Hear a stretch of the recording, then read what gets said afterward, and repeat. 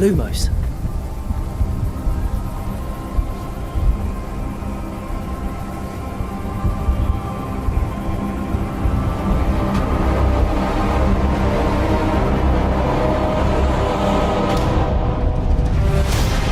What do you think you're doing here, humans?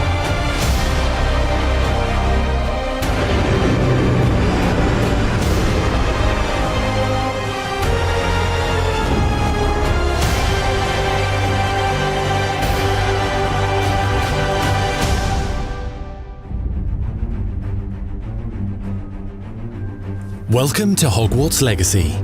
You're a new student at the famed School of Witchcraft and Wizardry with a unique ability to manipulate powerful ancient magic hidden in the wizarding world. You'll need to uncover what's behind the return of this forgotten magic and who is seeking to harness it to destroy wizard kind, as you may be the one that decides the fate of the entire wizarding world. But before you can study magic and begin to solve these mysteries, you must create the witch or wizard you want to be. When you arrive at Hogwarts, you will be sorted into one of the 4 Hogwarts houses: Gryffindor, Hufflepuff, Ravenclaw, or Slytherin. After you settle into your dormitory, you will meet up with your housemates in the common room. You will then need to attend classes, and you do have some catching up to do, as you are starting Hogwarts late as a 5th year. So you are the new student. You'll begin your studies attending Charms, Defense Against the Dark Arts, Herbology, and Potions classes, to name a few. Oh, hello, class. Please welcome the newest pros in our garden. Shall we begin? Welcome to Year 5 of Charms. Now, this will be a crucial year in your education on the art of charm work, but I am confident we will take hold with the passion and rigor requisite of such a challenge. The best way to practice is by dueling. We'll start with you two. Time for a proper Hogwarts welcome.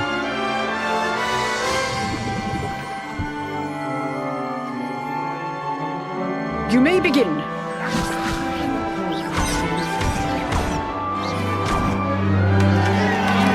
Not bad for a beginner. Potions is one of the most challenging and hazardous subjects taught at this school. Here you'll meet your professors and learn to cast spells, grow magical plants, brew potions, and more. In between classes, you'll be able to explore the castle famous for its secrets, enchantments, and mysteries. You'll discover dungeons and secret passageways, as well as challenging puzzles that will require magical skill and a clever mind to solve. You may even find yourself in iconic locations you've never been able to explore before.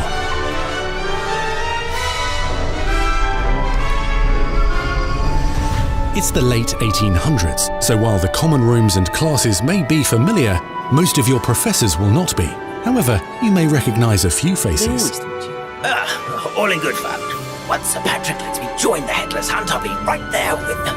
This offering is sure to win them over. Don't forget why I'm here, sir. You'll come to know this eclectic group of talented witches and wizards in class and while completing side assignments that are part of a special curriculum, ones designed to help you catch up with the other 5th years at your own speed. Lumos.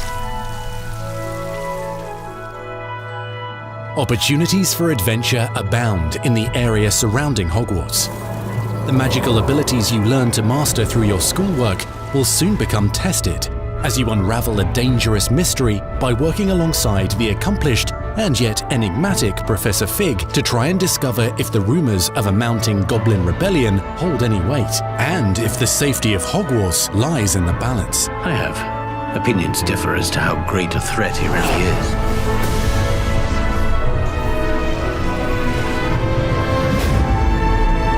Ranrock's loyalists are capable of so much more than people realize. The wizarding world of this era is fraught with dangers. Creatures corrupted by a magical force, powerful goblins, and sinister witches and wizards, all willing to fight, even kill, to achieve their own goals. In fact, there's an uneasy alliance between the goblins and dark wizards. You said you could get to the child when they came to Hogsmeade. That all you needed was a distraction. I gave you a distraction. I just watched a student take down your distraction. Who is this child? Are you not telling me? But perhaps you shouldn't involve yourself with that just yet. Let's go.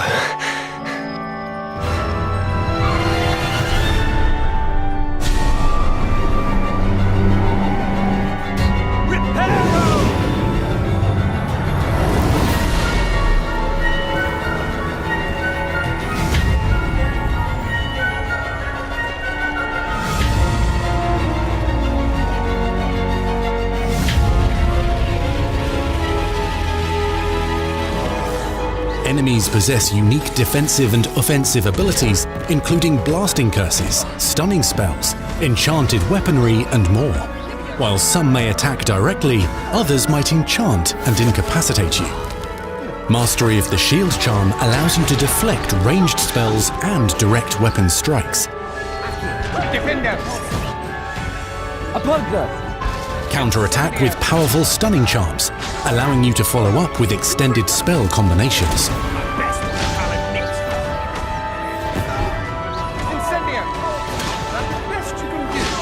Students who become particularly adept at spellcasting will find many ways to exploit their enemy's weakness.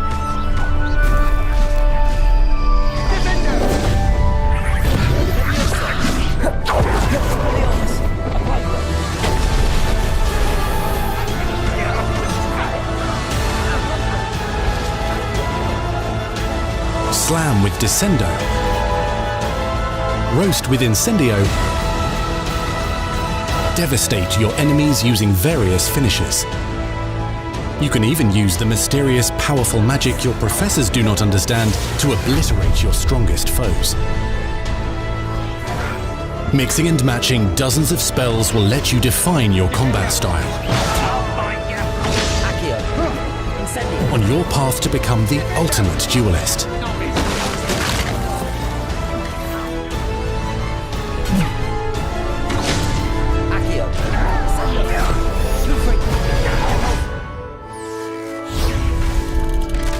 You'd be good enough to blast each other to pieces in your own time. In addition to classes and spells, you'll have access to a deep set of upgrades, talents, and skills to aid your progression as a wizard. Complete challenges throughout the world to earn experience.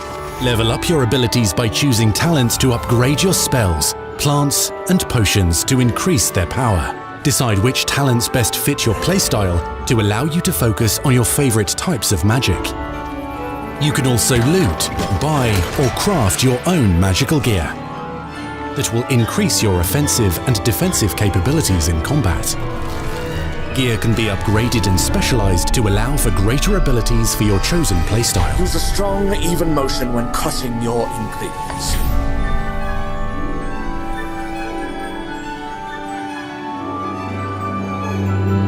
Spells are not the only tools at your disposal in combat. As you hone your wand skills, you can continue to further your magical education at Hogwarts, progressing your development as a witch or wizard. Brew potions that can increase your power when you need a boost. Grow and deploy magical plants to mob the battlefield and keep your enemies at bay. You can even unleash deadly mandrake seedlings to incapacitate unsuspecting enemies.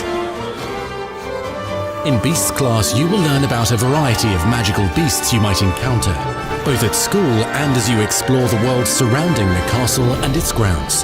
The goal of today is to remind all of you how to maneuver on a broomstick safely. Learning and mastering broom flight is highly recommended so that you may travel around the world more quickly.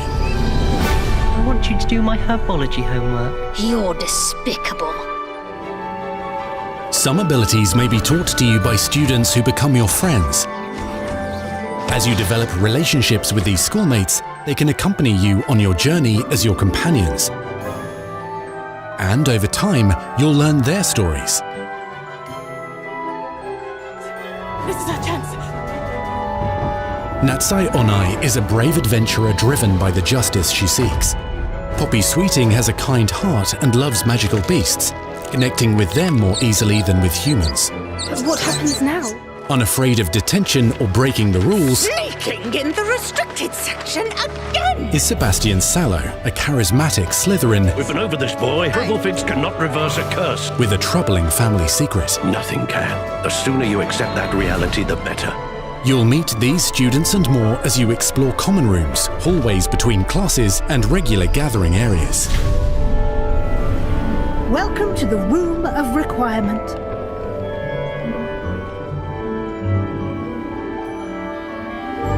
One of the most remarkable secrets of Hogwarts is known as the Room of Requirement.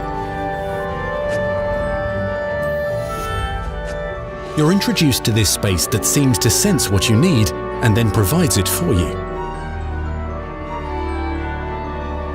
Since you need to catch up to your peers, the room provides space for you to sow and harvest plants, brew potions, and upgrade your gear. A helpful house elf named Deke helps you discover vivariums that allow you to nurture your own menagerie of magical beasts. What is it? Deke isn't sure. Only one way to find out. You can freely customize this space to reflect your personality and magical specialties.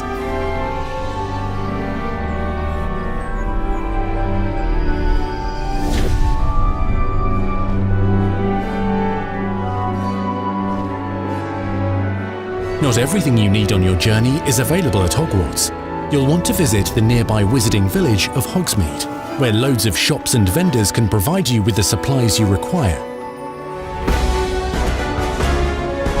From potion ingredients and recipes, to seeds for magical plants, to all sorts of gear. But Hogsmeade also has its dangerous side. A band of dark witches and wizards, emboldened by the turmoil of the times, wander the village outskirts.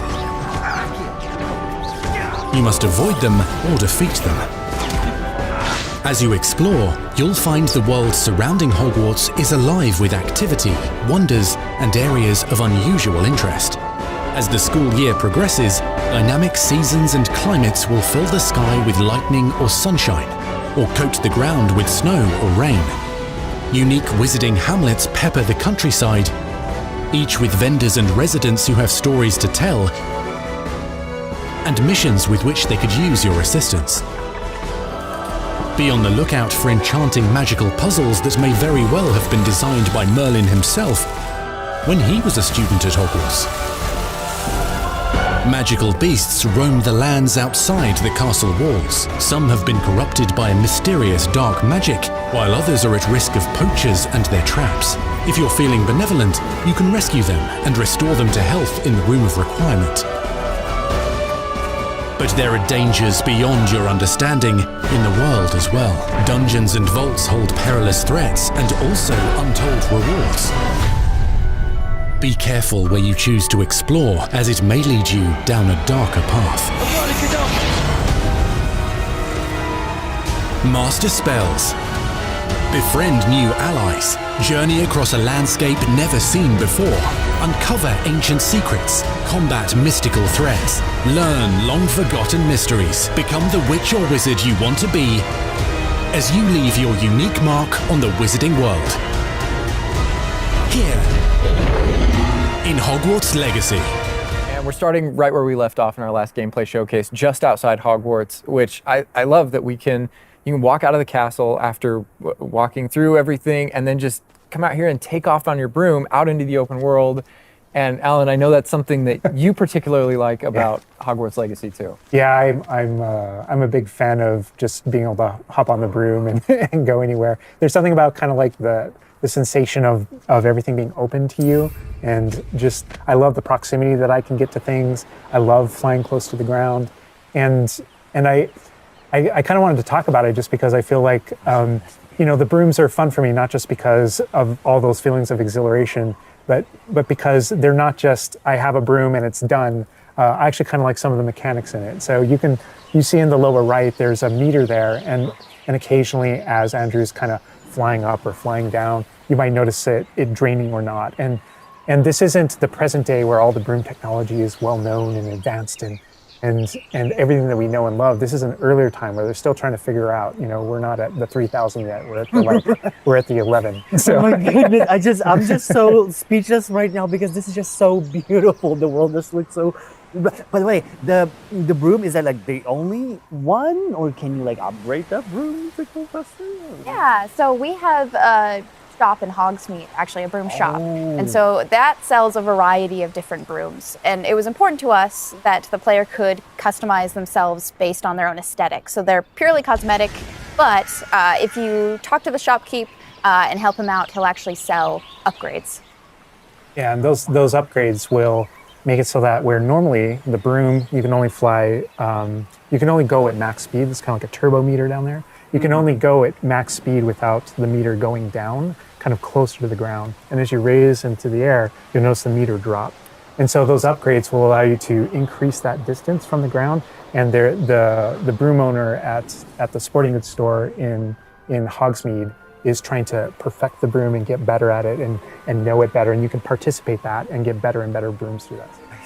And I love that mechanic encourages you to actually explore the world and kind of stay close to the ground. It's not just a travel mechanic, point A to point B. You're not just flying high over everything, although it is beautiful, something I really love doing, but as well, there's lots to explore on the ground, and so kind of keeping you down at the ground level. And to me, it feels like it's got this kind of surfing vibe over the. Oh my god! Like I'm just like I want to snatch the controller from Andrew right now because I want to go to the mountaintop, I'm going to the forest, and to that hamlet, or I don't know if that's how it's called. I think that's what it is. No, it's awesome. We're actually gonna land here, and I feel like that you call it a hamlet is just perfect, just because that's what we refer to it as, and so. We all know from lore that Hogsmeade is the only all-wizarding village within Britain, but we wanted other opportunities to kind of meet other characters out here and to kind of populate the landscape, so it's not just kind of, barren as you leave out this direction and that direction.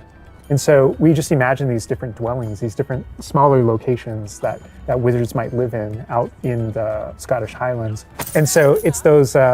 And so we refer to those as hamlets, and they're opportunities to learn those wizard stories, how those different locations have kind of like learned to live, what their relationships are with characters at Hogsmeade and Hogwarts.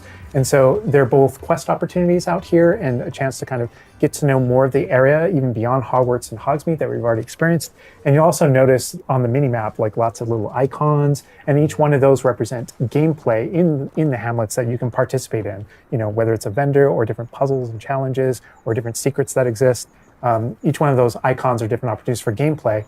And you'll notice that same thing as we venture out into the open world as well. So when you go out into the open world and you see those icons, whether they're on the mini-map or on your map or off in the distance, those things are opportunities to say, like, I want to increase my inventory capacity. They're puzzles left behind by old wizards, that you can solve that actually grant you those. If you see ruins off in the distance and you visit them, you might find opportunities to actually expand and learn about your ancient magic. And as you kind of encounter different enemies dotted on the landscape, sometimes those characters, poachers or dark wizards, might be hoarding different magical resources that are valuable to you as you're playing the game. So each one has kind of like a way to connect to our gameplay loops and provide different opportunities that just kind of reward you for poking around. I mean, I right away want to just cover all of those points on the map just by going over there. Well, we've flown on a broom already, but there is something that we haven't done so far, and that is getting on our flying mount. We're going to hop on our Onyx Hippogriff here. The Onyx Hippogriff is our pre-order bonus. Oh my god, there he just like pops out of the back. Oh wait, you can use it as a horsey? I mean, a horse? I mean, that is a horse? Yeah, as a hippogriff, you can totally ride it like a ground mount, and you can lift off into the air. And we tried to make sure that each of those interactions, so the broom's really good at reaching that top speed, at kind of traveling the world as quickly as possible. But sometimes it's really nice to get on the hippogriff because of that ground speed or those transitions. And sometimes it just feels amazing just to be riding around on a hippogriff. Look at it. Yeah, it really is kind of like, I don't know, it's a great feeling being on it. And it's a great feeling managing those transitions, kind of going from run to fly and just being able to go wherever you want. And we tried to make sure that each one of these things that you can interact with have a unique identity and a reason for being. And oh my god, like I see like different like areas, like a swampy area. By the way, can you go to like entire map anywhere you go? Or there are regions that are like locked from you? Yeah, or, as soon as you, there's kind of a moment where the world kind of opens up to you outside of Hogwarts as a student, and right from that moment, early on in the game, you can go wherever you want. And so you might find more difficult challenges in different areas, and you'll see different spots as Andrew's moving around, like you mentioned, the swamp. But there, we have got like a coast, and we've got different types of environments out in the world just to kind of pepper your experience, reward you for exploring, keep things fresh. All those things exist as we're moving around. So cool. I love that windmill. It's like so rustic. Like I keep forgetting that this is like 1800s. The Wizarding World we've never really seen before. Like it feels so authentic. Like it's part of it. Yeah, I love this vista too, and I'm gonna have Andrew stop here. We're gonna use a bit of dev magic to change the seasons. Actually, I want you to see what this world looks like, covered in snow. Yes, yes, please. I love snow. Oh my god, this is so beautiful. Oh my goodness, this is so pretty. Okay, it looks so realistic. Oh my god, it changes the landscape like completely. Oh my god, does it have like actual like gameplay impact, like impact on the gameplay, or does it like it's just the weather of Scotland? Yeah, we really use it as a narrative marker through the game. So as you're progressing through your main storyline, it was important for us to kind of like have those moments that kind of felt like when you're reading the books or watching the movies where, you know, you'll see kind of like the title card winter and now the landscape has changed and you're really feeling that passage of time while you're a student, you know, going through your year at Hogwarts. And I think we wanted to duplicate that. And for me, it's really fun that it's not just on the outside, which I agree, I think it looked really beautiful, but within the school as well. So there are moments like when it reaches certain holidays or things like that, where Hogsmeade reacts to holidays and the school reacts to holidays, and you see the decorations around those environments change. That really helped just kind of make me feel like I'm there. Right. Yeah. And it's not just you know, for the seasons, those kind of vibe things. Like we have a day-night cycle, and that day-night cycle, even though similarly, like it's largely about vibe, when you go into Hogsmeade in the evening, there's less characters there. Around the school, you'll notice it kind of dies down and quiets down just when there's just candlelight and students kind of like as you're walking through the halls. But in that day-night cycle is where we've kind of placed a few items where, you know, whether or not you can collect them or whether or not you can interact with them that are a little bit restricted by the day-night cycle. And I love Andrew's flying up here, really high up on the hippogriff. And we're just looking at this view of Hogwarts in the distance. It's just absolutely beautiful. It's part of what I love most about flying around in this game, whether it's on a hippogriff or on the broom.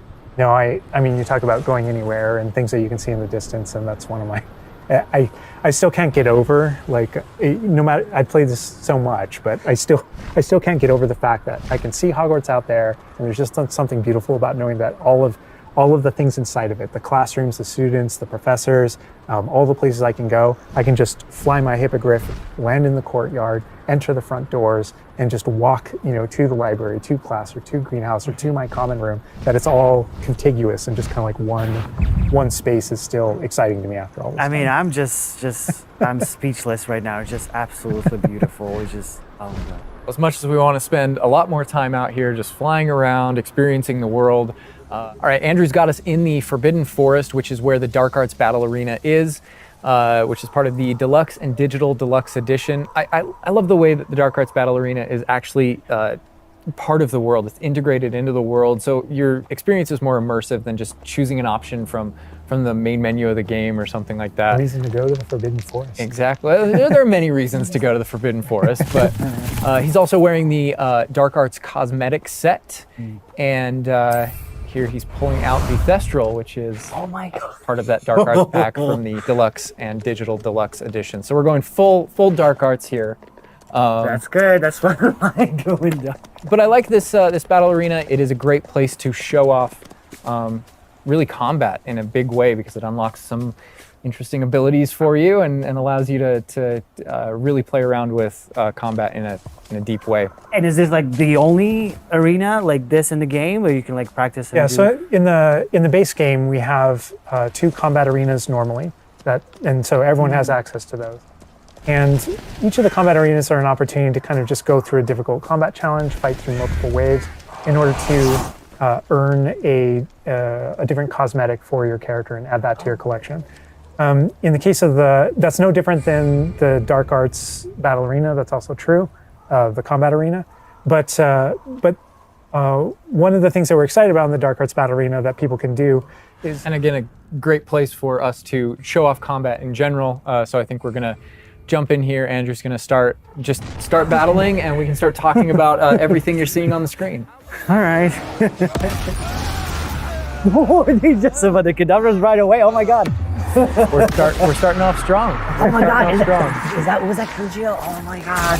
That's so cool. Yeah, so that you'll notice right away, like when we used Avada Kedavra, that guy's health bar went from instant to 0, and we really are trying to honor the way Avada Kedavra works in the game, even in some pretty extreme situations. You'll notice that like the meter takes up a lot longer to kind of build up as a way to kind of deal with its extreme power, just so that it's still fun to use. And then there's some ways that we'll probably talk about to adjust that. But I don't know. I don't know if there are things on the screen that you just have questions about. Well, like I see like little blue things popping from the enemies. Also, before like that sign, well, it's like, so in the community we call it the ancient magic sign. I don't know if that's how it's called in the game.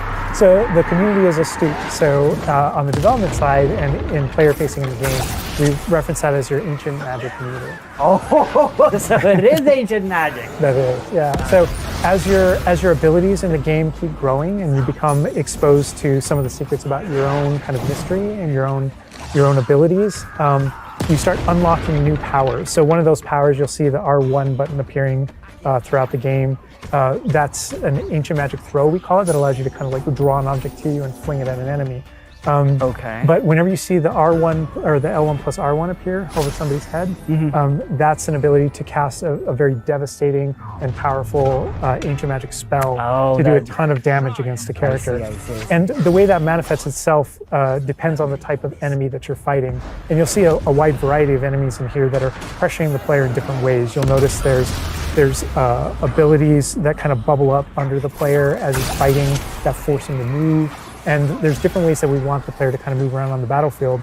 And that's actually a good link to the ancient magic meter in general. And the reason why I say that is because as you're doing different things in combat, you're Portegoing and you're doing different abilities and you can kind of spec into it with your talents, there are different ways to get that meter to build faster and faster. But one of the most effective base ways to build up that meter fast, that way you can launch these devastating attacks whenever you want to, is to actually perform combos. So you see that combo appearing, and it's almost like your emotions are building up, and then basically that builds up enough that you can attack someone.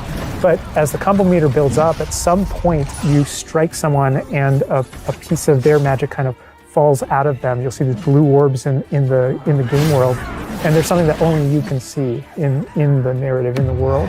And it's another reason to move around on the battlefield. If you can go up and collect those things and suck them in, they give big jumps to that ancient magic meter as we're playing.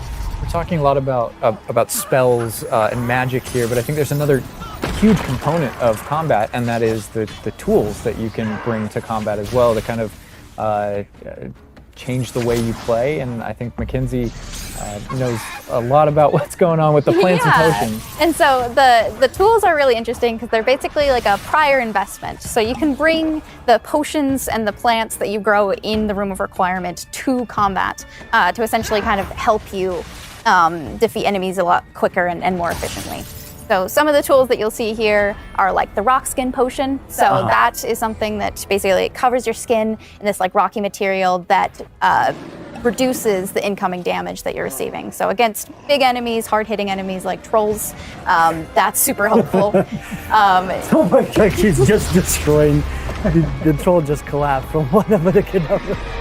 Obviously, we have the Wiggenweld potion as well, which increases your health. And then we have the focus potion. So when Alan talks about having to balance Avada Kedavra with a long cooldown, because obviously it's an instant kill, one thing that you could do is brew a focus potion, and that will increase how quickly your cooldowns regain. Right.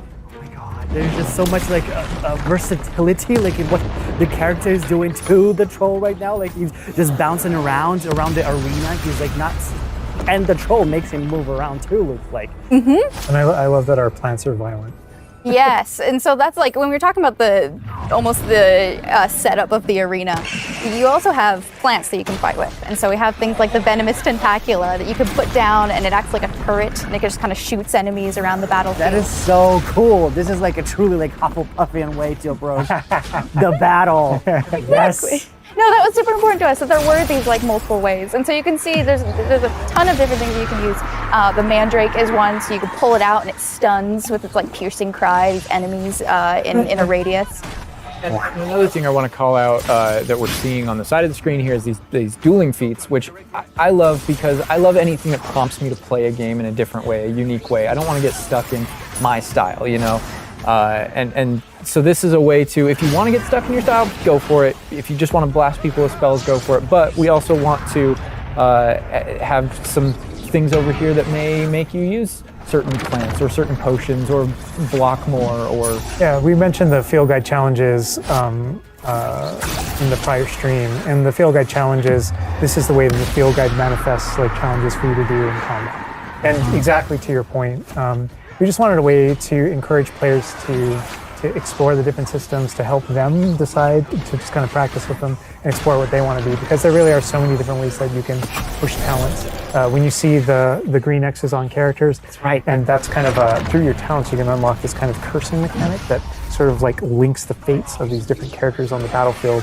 That way, as you're cursing different characters, they all begin sharing damage, and so we have things like Avada Kedavra, which is the insta-kill, but if you curse everyone before you insta-kill this one guy, they can all drop dead for that kind of ultimate Voldemort fantasy. And so, oh my God, there are dark arts fantasies. There's fantasies about being more of a defense against the dark arts characters, things like that misty step that you see occasionally being used on the battlefield. And we can also spec into our potions and plants to make them more powerful and more efficacious. So it's all about which type of player you feel like you are and whether or not you want to play with prep on the fly or with deliberation, and those are all different options. That is so cool because like it's like I see so much like going on the stream, just so much complexity, and I want to just try it myself, like which style works best. I mean, I feel like it's the dark arts is going to be the easiest route, but that ancient magic, to be honest, feels like much more powerful than just the dark arts. All right, Andrew's got us in the room of requirement, wearing, we kind of went casual mode on the outfit here, wearing a nice jumper. And I think that's a good jumping off point for the personalization of the space as well. Not just your character and the visuals of your character, but actually this space is a place that you can make your own. Yeah, it was super important to us that this space really did feel like your reflection as a wizard. So you can change the architecture in here. What? Different themes throughout, starkly different themes, to really just hammer home that this is yours. Oh my God, what? This is beautiful. We never expected that to be. Oh my God. That's the thing, is not only can you change the architecture here, but you can actually conjure little objects into this space, as you can see. So there's like statues that you can do, and ornaments and tables and rugs and just a bunch of little things that really flesh out the space and bring it to life. Oh my goodness, because like we had an idea that those places where you brew stuff, that's where you can change, but you can do all of this. Where do you even get this stuff? Like there's a furniture store? Yeah, so we call them conjurations. And the conjuration recipes can be purchased at Tomes and Scrolls in Hogsmeade. But also as you engage in different types of gameplay throughout the world, you'll be rewarded with different objects. That's so cool. And you change color? Mm-hmm. You can change the color, you can change the size of it, and you can place it basically anywhere. Oh my God, it's so tiny. It's like for Baby Niffler. And I love how the system too is designed. It's not mechanical, it's immersive. Mm-hmm. And so you get the magical effect of conjuring it in, and you're actually doing this in the world as your character, but the way you've blended like that gameplay with the immersive design of personalizing the space. Oh my God, like, and I love the animation, how it like appears, you know, like it's not just like there, it's like it almost like it apparates. It is really quite beautiful, and that was the thing, is we wanted that to look really nice because the magic in the wizarding world is everywhere. It's physical, it's kinetic, and it's whimsical. And we really wanted to nail that whimsy in this space. Another thing that I wanted to discuss is that not only can you like conjure things and you can change their look, but you can do that with the utility objects as well. So you can see that we have planting pots and potion stations, and you can change the look of those as well. And these are the areas where, as we had mentioned previously, you'll be growing your plants, you'll be brewing your potions. Right. So while you're also doing these like kind of nurturing-based activities, this is also the space where you would bring your gear to be identified and gear to have like traits put on it, which I believe Alan can talk to. Oh, yeah. We keep bringing up appearance and how it looks, and on a, like in the game, you can look like anything you want to whenever you want to. But the player will be finding different types of gear, that we call it, as you progress through the game. And essentially, we just know that clothes and different items in the wizarding world can have different magical properties. And as you explore and as you adventure and as you defeat enemies, you're going to be finding different pieces of gear that have different abilities, and that can help you in your journey and are a major part of you kind of growing as a wizard and advancing as a wizard. And so it's a huge list. And not all the time, whenever you get a new piece of gear, you don't necessarily know exactly what it does. And so there is a station inside of the Room of Requirement that you can conjure. It's one of the first things you conjure, called an identification station, where you can actually bring that gear that you're uncertain about and learn what its abilities are. Right, yeah, that's so cool. And then as this space advances even further, and the space will eventually grow its own rooms, and you're going to get new recipes, like Mackenzie's talking about, all these different things keep expanding. And as it expands, eventually you're going to earn what we see here, which is called a loom. And when you set up a loom, it's an ability to essentially customize exactly which magical properties are on your gear and take any piece of gear and adjust its properties and to tweak what it does. And I mentioned earlier that you can make anything look like anything. The collection of appearances, we call it, or cosmetics, we've been referring to it in this stream. Those types of things you can use, and you can apply a look to any other look. So if you get a piece of gear, you put it on, you look like that, but you can change it to look like whatever you want. That's so cool. And like you can just put some ability to this sweater, but then you can just swap that ability. Yep, and appearances you can edit whenever you want in the gear screen. The loom is specifically about applying traits and applying larger upgrades that just kind of grant you greater statistical advantage or give you really specific abilities that blend in nicely with where you're trying to go with your combat fantasy or talents and things like that. Interesting. I'm just seeing that they're just like pumpkin fur, mooncalf fur. Where does that come from? Yeah, and so you'll notice that the ingredients that are used to add traits and to upgrade your gear are based around beasts. So this is where we get into the beast care section, which is inside this vivario. Kind of bigger space on the inside idea. And so you can see here we have a couple of beasts out. We have a graphorn and a mooncalf and a niffler and a neasel as well. So quite a variety. Oh my God, he's just like a big puppy. They're so cuddling. Oh my God, they're together. Oh, that's so cute. They're adorable. And so part of beast care is petting them as well, but feeding them too. And so once you do those things, that's when they feel safe enough that they'll give you their magical ingredients. So mooncalf fur, niffler fur, etc. That can then be used in your gear. That is like so like intuitive because like you know that makes sense because when you touch the animals, you get some fur leftovers. That's so. Oh my God. Yeah, and we really want to hammer home the fact that this is like a home that you're making for them. So in the overland, you can find these beast dens and rescue these beasts. Part of doing so is brushing them and feeding them food as well, and to build that relationship with your beasts. In addition to be able to care for beasts, you can actually conjure things in this space as well. The house, the cottage. Yeah, right. And so we have like a lot of little ornaments in this area, and a lot of them are purely cosmetic, but they look really cool. Again, it's the personalization of this space. Oh my goodness, no, this is like, I'm gonna spend 8 hours just designing this whole area to personalize. This is like cool, it's like you have this little play area, like a personalized fish tank, so to say, just for the creatures. I love it. Yeah, no, totally. And there's like a decoration aspect, but there's also, we were saying inside as well, is there's a utility aspect to it too. So as you progress in the game and you're able to purchase more conjurations, you're able to speed up your process. So one of them, for example, is the food processor, which allows for the beasts in the space to automatically get feed, so you don't have to do it manually. And so you're really building the progression for yourself here. In addition, there's also a toy box where you can play with your beasts. You'll see here, yeah. So you can, there's a bunch of toys in it, and each beast has their own favorite toy. So as you can imagine, the moon calf really likes the moon ball, or the Neasel, as like a little cat, really likes to chase the yarn ball as well. Right. And they're super cute. Oh my God. Watching them, it's so cute.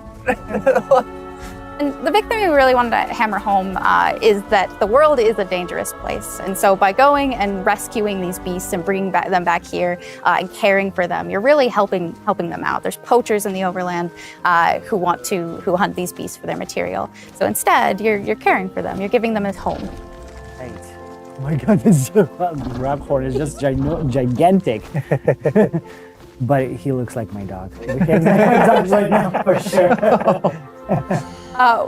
You could actually name them as well. So like your dog.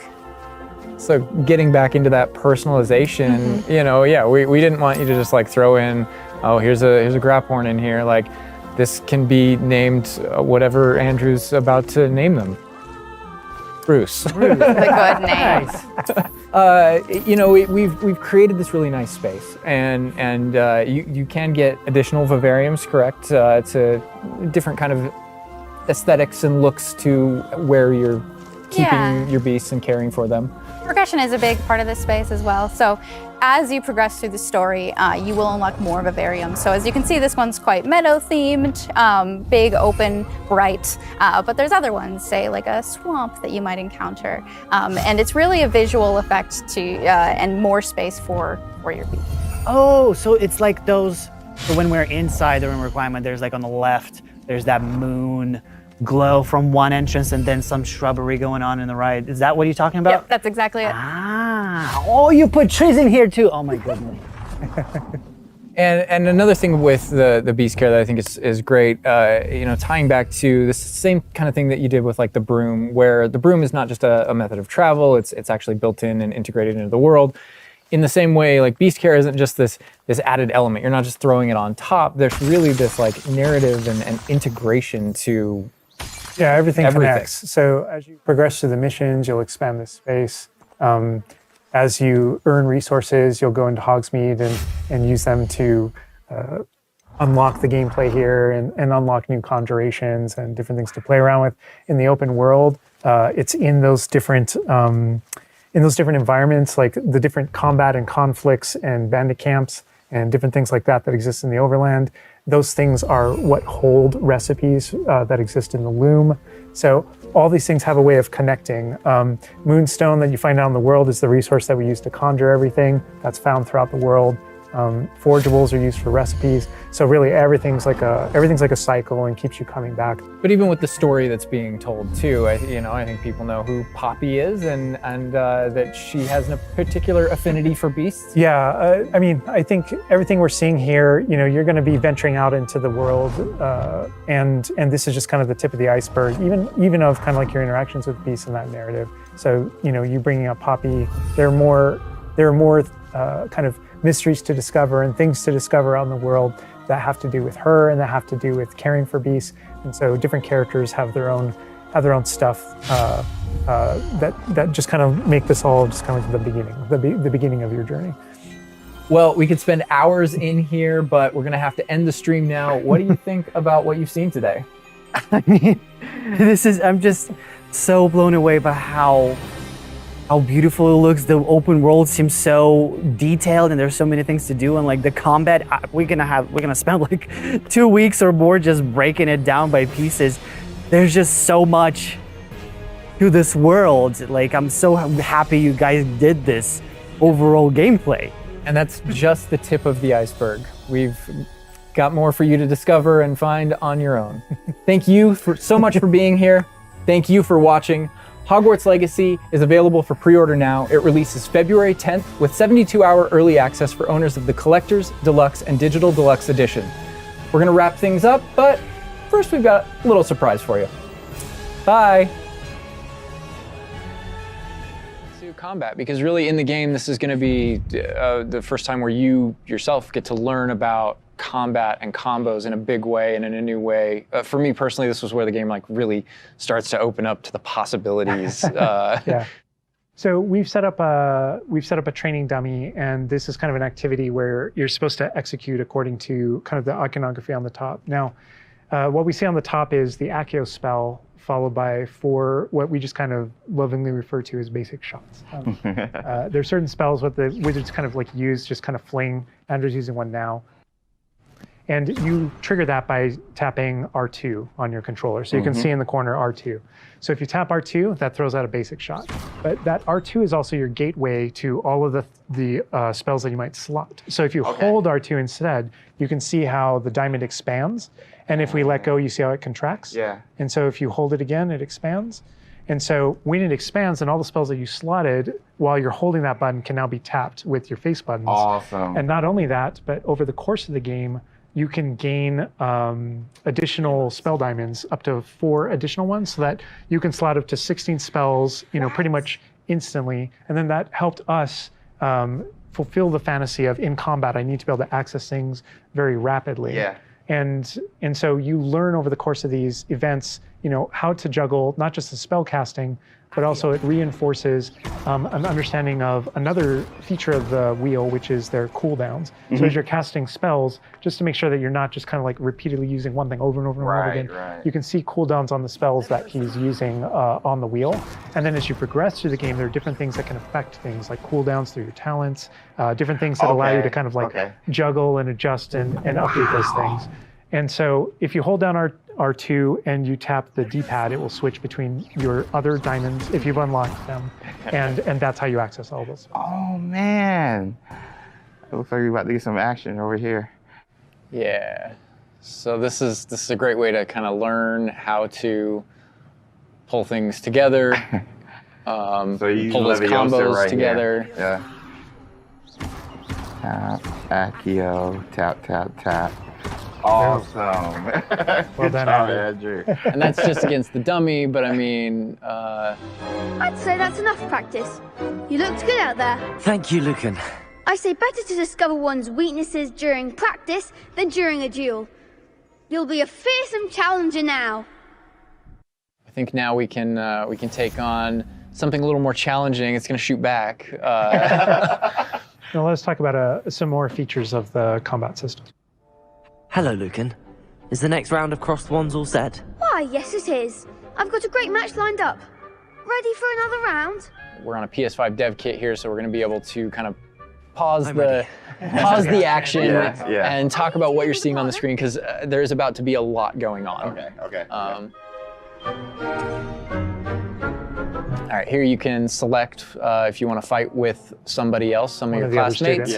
But in this case, we're not. We want that action to feel a little more frantic towards you to really get you that sense of combat. Got quite the reputation because they've got you up against 3 people. 3, off the jump. So I can explain this just because I know people are going to go into it, but we can probably just kind of jump in. You're not the only one that has Protego and the ability to deflect. The enemies do too. And we actually play with that when it comes to the spell casting. So you notice that there are different colored kind of shields around the different characters. And you also notice that your spells have different colors on them. So to help players understand kind of like the function of their spells, we're trying to put them into brackets. So there are damage spells, there are force spells, there are, I'm forgetting the other one, all of a sudden, control spells. And so those things for the player, they wind up also being a color indicator for which... Back into gameplay here. Andrew's gonna pretty handily finish these other students off here, win this duel. Look how fast it is. It's like a dance. Yeah, we really felt like in the movies, there's almost like it's kind of like there's this element of kind of like fencing from a very great distance. That's such a good call. And there are a lot of things that we had to do with our controls and combat system in order to kind of capitalize on that idea that's pretty unique to the Wizarding world. Yes. Well, perhaps you should try that next time. The other duelists have already taken notice of you, but after that last round, they'll really have it in for you. You'd better keep practicing if you want a chance at winning, or at least surviving the next round. I'll let you know when we're ready. Hope to see you then.